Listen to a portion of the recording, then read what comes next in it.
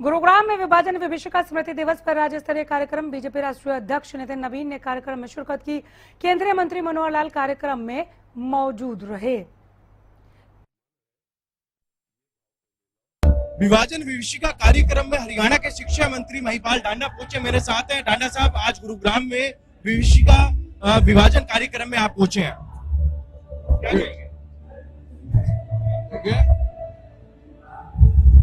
देश को जो आजादी मिली है वो लाखों लोगों की शहादत के बाद, जब 14 अगस्त को हिंदुस्तान की तरफ जो लोग बंटवारे के बाद निकले, तो किस तरह से हम लोग देखते हैं कि ट्रेन की ट्रेनें वो काट के भर के इधर बेची गई,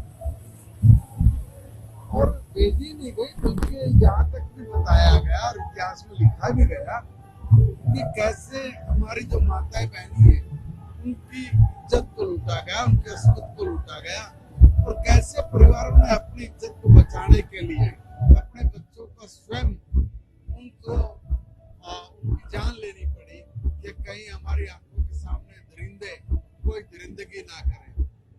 यानी कि उस वक्त जिस प्रकार की पीड़ा है, जिस प्रकार का दंश आजाद होते हुए भी हमने झेला है, वो इतना दुग्ध है कि उसका वर्णन करने में भी रोंगटे खड़े हो जाते हैं। मगर हमारे को अपने इतिहास का पता हो और ये जानकारी रहे कि हम लोगों को जो आजादी मिली है वो इतनी आसानी से नहीं मिली है, इसको संभाल के रखना। समाज को क्या मैसेज देना चाहेंगे आप?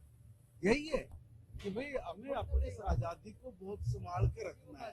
ये देश जो तरक्की प्रगति के रास्ते पर चला है, इसको और समृद्ध बनाना है और विकसित बनाना, ताकि हम लोग पिछली जो भूले हैं उन भूलों को कभी ना दोहरा पाए।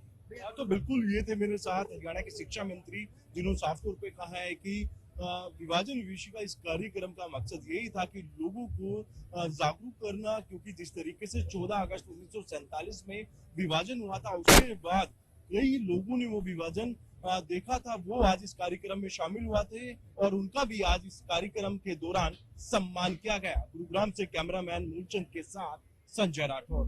विभाजन विभीषिका कार्यक्रम में